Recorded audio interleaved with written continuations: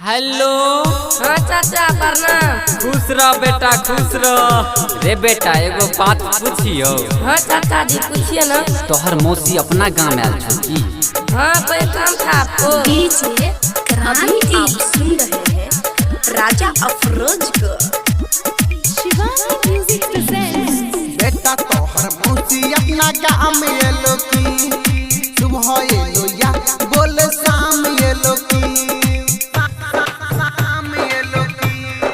हाँ बेटा तोहर मौसी अपना गाँव में एलो की, सुबह एलो या बोले शाम एलो की। रे बेटा तने मौसी के हाल समाचार बता रे।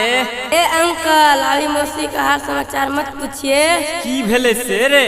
अभी मौसी खिसियाई है। खिसियाइल छौका की भेले झौसी के रे, खिसियाइल छौका की भेले झौसी के रे।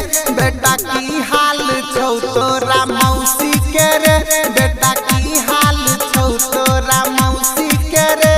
बेटा की हाल, बेटा की हाल, बेटा की हाल छौ तोरा मौसी के रे। डीजे क्रांति। मौसी के रे की हाल छौ मौसी के रे। तोरा मौसी के कोनो जोर नहीं छै, जतई जाइ छै ओतई भोर होई छै।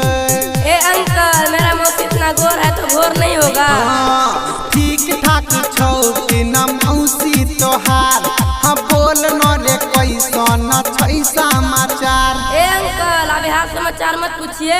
किया रे बेटा की भेले से रे?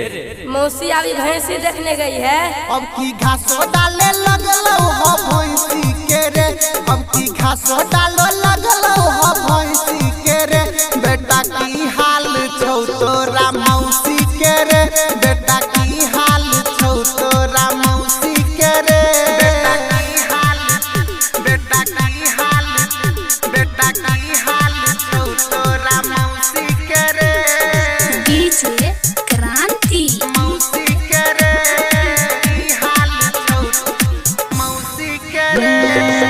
जल्दी खिएबो बेटा तोर रे भोज, आबै छियै घर करबै परपोज। चाचा ऐना में अपना मुँह देखे हैं। मिले के तो मन बड़ा करई हमार, अलगब भेलै ओकरे से भेलियै बेमार। ए चाचा एक बात बोले आपको। बोल ना रे तोरा मौसी के। मेरे मौसी के पास आपका दाल गलने वाला नहीं है। किया रे बेटा?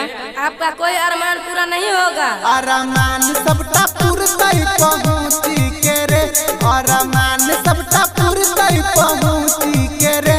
बेटा की हाल छौ तोरा